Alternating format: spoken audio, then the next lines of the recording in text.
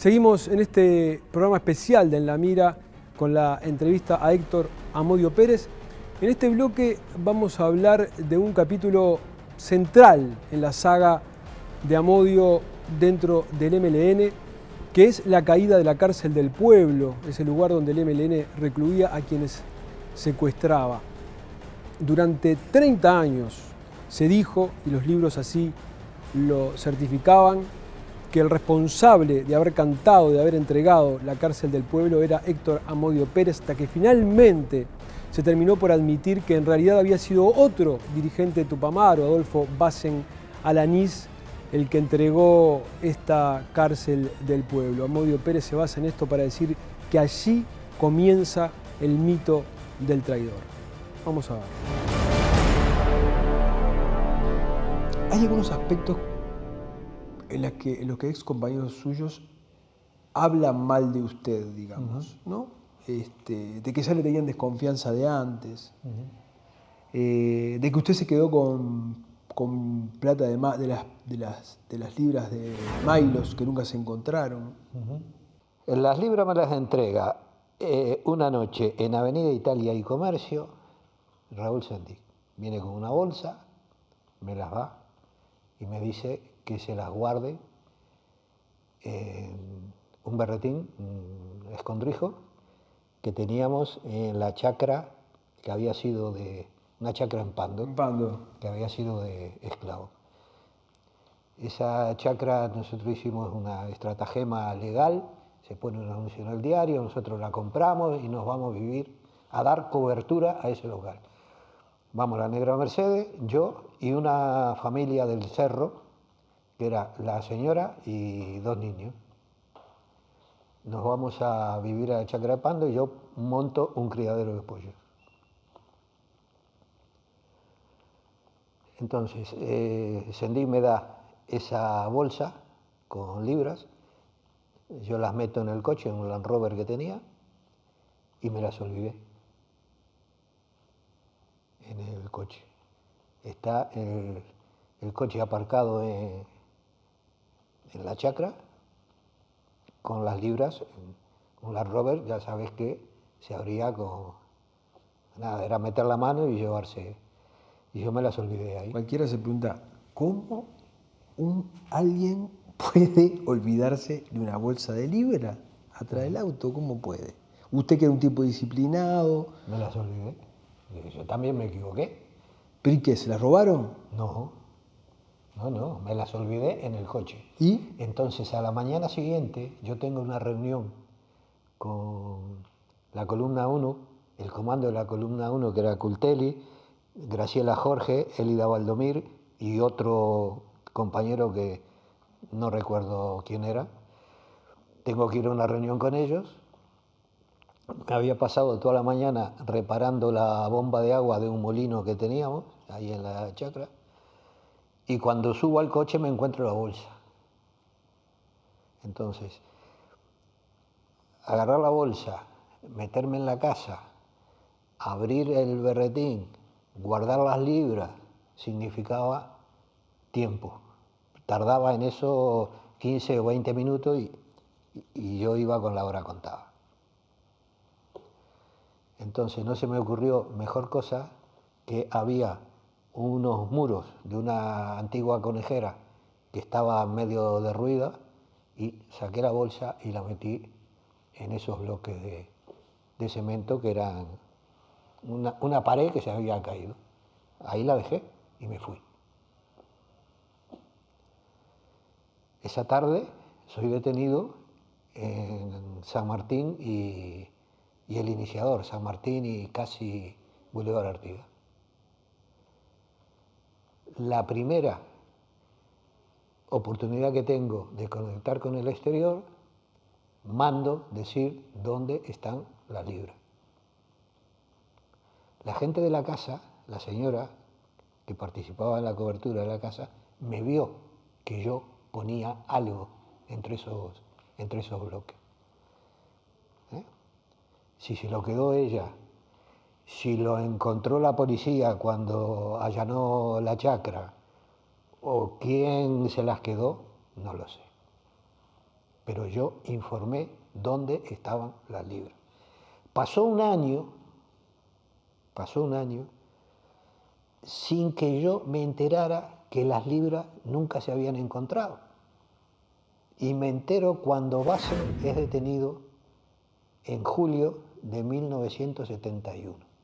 A mí me detienen en el 70, en julio del 71, cuando el negro Bassen va a mi celda, porque estaba detenido, y yo pido que venga junto con Blanco Catras, porque estamos discutiendo, estamos planificando el abuso, yo me entero que las libras no se habían encontrado.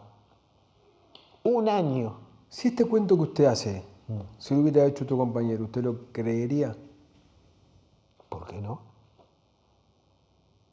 ¿Por qué no? ¿Por qué voy a dudar?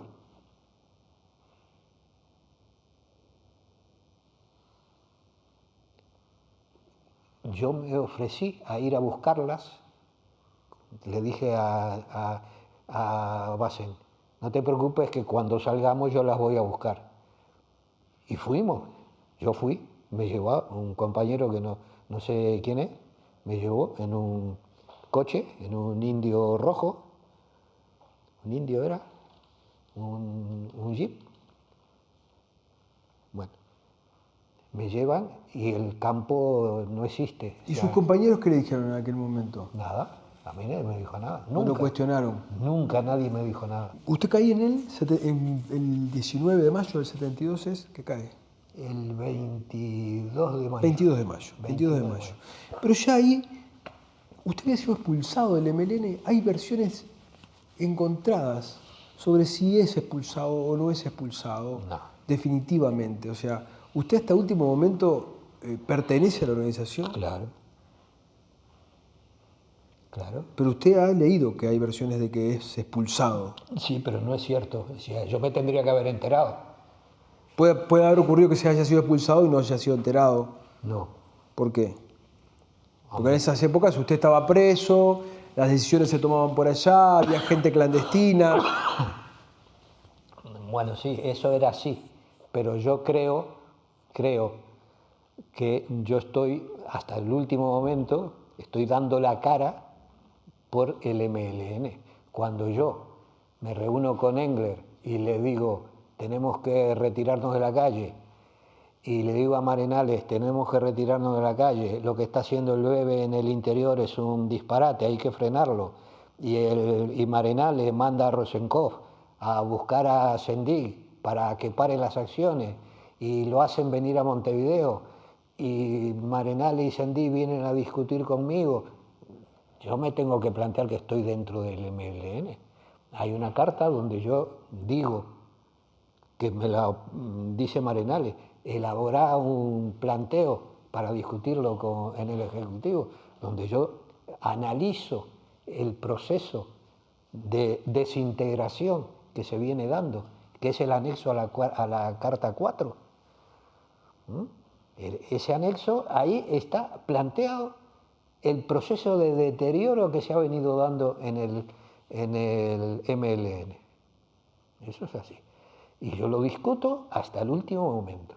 Y cuando la negra se entrega para salvar a Mujica y compañía, y yo voy al Santizo y tengo la última discusión, que eso ya no es reunión, eso es una discusión que no terminamos a los tiros porque todavía manteníamos un cierto grado de cordura. Pero yo les digo, son unos hijos de puta. Se lo dije en la cara y le digo a Engler, Octavio, ¿qué haces aquí? ¿Por qué le dice son unos hijos de puta? Porque no hicieron absolutamente nada para preservar lo que quedaba de organización. Yo les adjudico la debacle. Es cuando Marenales decía, no, actuaremos desde cuando yo le decía, no hay locales, no hay armas, entonces Marenales decía, no importa, vamos a actuar desde las cloacas, si no hay armas, le decimos a Manera que fabrique explosivos, si las granadas de Amonal no explotaron nunca, nunca, aparte de que eran un peligro, por algún proceso se deterioraban y explotaban solas.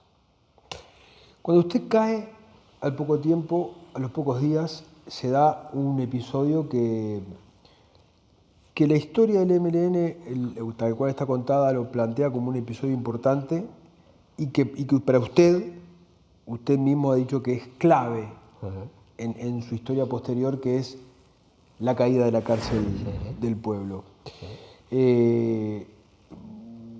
Hay un hecho incontrastable, y es que la cárcel del pueblo cae en el 72. 27 de mayo. 27 de mayo del 72.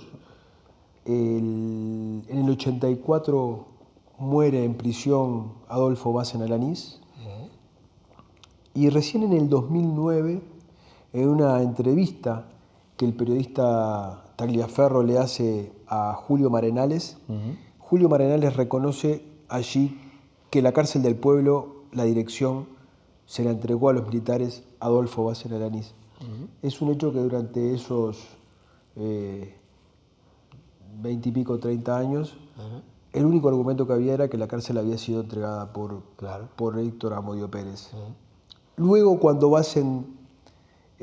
cuando Marenales dice que fue Basen, la versión cambia y empiezan a decir que en realidad usted lo convenció a Basen, que venía de afuera, que venía con poca información, y que usted termina de convencer a Basen de que entregue la cárcel del pueblo. ¿Cómo es ese episodio? Basen está detenido antes que yo, y en una unidad diferente a la que yo estoy. ¿Por qué no la entrega antes de que usted caiga, si él estaba decidido a entregarla? Porque él no quiere tomar la decisión él solo. Él está detenido, creo que en el 13 de Infantería, y estamos en el 1, en el Florida, estamos Wolf y yo. Wolf también sabía dónde estaba la cárcel del pueblo, porque el inspector de cárcel... Sí, el único que no la sabía era yo. Yo no tenía por qué saberla, porque no estaba dentro de mis atribuciones organizativas conocer dónde estaba la cárcel del pueblo. Yo siempre he funcionado de esa manera. Lo que no tengo que saber, no lo sé. Por eso cuando se dice, no, es que cayeron todos los locales, es mentira, porque cuando yo soy detenido, los locales que yo conozco ya cayeron todos. Entonces, no, que él cayó el local porque el negro... Mentira. Mentira. ¿Por qué no se dice, tal local cayó porque lo dijo fulanito, el negro? Entonces, no hay argumentos. Entonces, Basen no quiere tomar él la decisión solo. Él sabe que la cárcel está por caer. ¿Cómo lo sabe? No lo sé. Se lo habrán dicho, tenemos las características, tenemos la zona, eso lo sabrá él por los interrogatorios a los que es sometido en el 13 de Infantería. Wolf dice que usted lo engañó. Usted ha leído. A Wolf. Al final, ¿a quién engañé?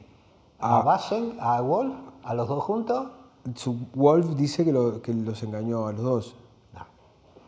No, Wolf, él sabrá por qué lo dice. Yo estoy en el Florida, Wolf está en el Florida, no estamos juntos, estamos separados. Nos traen a Basen y Basen nos dice que la cárcel está por caer y que en ese momento él piensa que es mejor que caiga, entregarla, a que se produzca un allanamiento por la fuerza. ¿Y usted está de acuerdo con eso? Sí. En ese momento sí. Y los dejo y me voy. ¿No? Vamos, yo no tengo nada que hacer. No tengo nada más que hacer ahí. Porque, pero lo llevan a usted al momento... Porque Basen quiere consultarme. Conmigo y con Wolf. Y entonces Basen nos da los argumentos.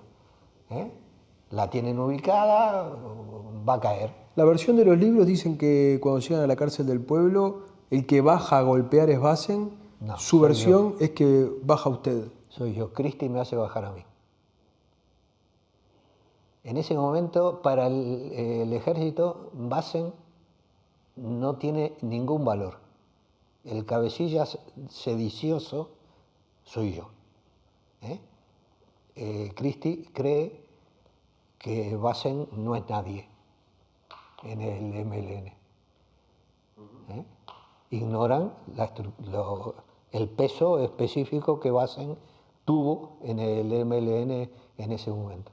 Entonces, el buscado, el cabecilla, el que se llevaba todas las palmas de todo lo que pasara, era yo. Entonces Christie me hace ir a que sea yo, y soy yo.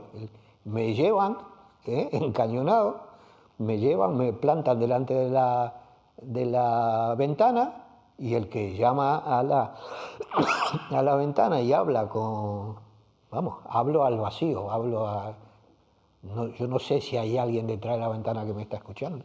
Es un monólogo que tengo que soltar ahí. ¿Por qué? Porque me han llevado. Yo ni siquiera, cuando me bajan, yo no sé a dónde vamos. Yo no sé a dónde tengo que ir. Se ilumina, con unos reflectores ilumina la casa, después sé que Juan Polié y no me acuerdo el número, y yo voy, porque me llevan, me plantan ahí, y hay orden de que si hay resistencia, el primero que tengo que caer soy yo. Si yo estoy colaborando con el ejército, Christie no da la orden. El primero que tiene que caer es Amodio. ¿Y por qué usted le otorga tanta trascendencia a ese episodio? Porque es la verdad. ¿Por qué le atribuye trascendencia respecto de lo que luego va a pasar? No lo sé. No, usted, ¿por qué le atribuye trascendencia? Usted dice, se produce un quiebre. La entrega de la cárcel de la caída de la cárcel del pueblo, hay un antes y un después. Porque se dice que soy yo el que la entrego. Usted dice que allí comienza la historia de la traición. Claro. Cuando yo voy, me llevan y yo hablo con los compañeros y les digo lo que está pasando. El MLN me atribuye a mí la entrega de la cárcel. La cárcel iba a caer. Sí. Ese día, al día siguiente o a los 2 días, iba a caer. La iban a encontrar. La iban a encontrar y como se hacían todos los procedimientos, a tiro limpio.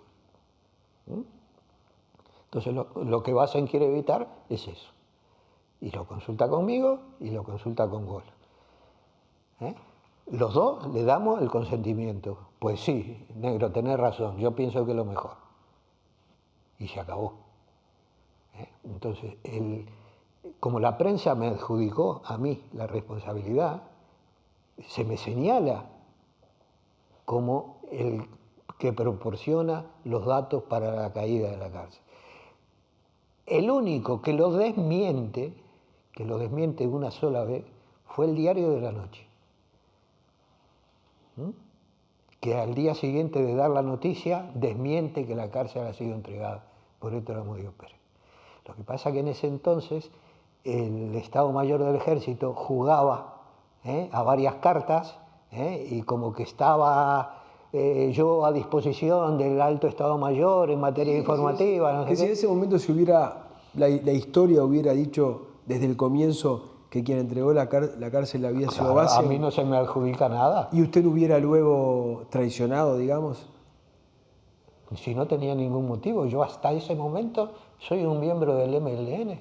¿Usted dice que el hecho de que le atribuyan la caída de la cárcel del pueblo fue determinante para su conducta posterior? No. Lo que es determinante es que cuando en el Florida se discute la tregua con el ejército, el negro Basen me reconoce que él ya informó que la cárcel la entregó él, sí. Y que yo soy el designado para asumir la responsabilidad. Es a partir de ahí que yo me doy cuenta que estoy fuera del MLN. Si alguien ha decidido que lo que pase a partir de ahí, la responsabilidad es mía, ¿qué hago yo? Me adjudico todas las responsabilidades y me condena y voy a un cuartel preso detenido para que me hagan la boleta a los compañeros, ¿qué hacía? ¿Usted le tenía miedo a la tortura? Sí, claro, como todo el mundo. ¿O no? ¿O hay alguien que dice, bueno, sí, conozco uno que pidió que lo torturaran?